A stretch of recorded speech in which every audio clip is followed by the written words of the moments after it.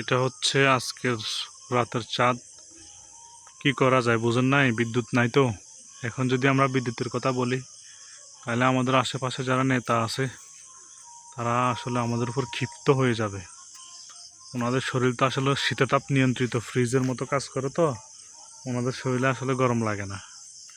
এখন আমরা আর কি করব? আমরা এই আকাশের চাঁদ দেখতেছি আর তারা তো নয় যে তারা গুনবো।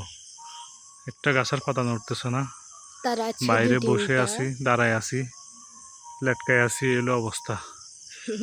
আশা করি সুবর্ণচরের বিদ্যুৎ বিভাগ তারা মরা পর্যন্ত সোজা হবে না, কারণ এরা দিনের কাল দিন শুধু যে এই সরকার তা না, সবসময় এরা বেয়াদবিটা করে। তো যারা নেতা আছেন কি করবেন আপনারাই সিদ্ধান্ত নেন। কি জনগণকে সেবা দিবেন নাকি রিটেন পাস না করে চাকরির জন্য দৌড়াদৌড়ি করবেন? চিন্তা আপনাদের।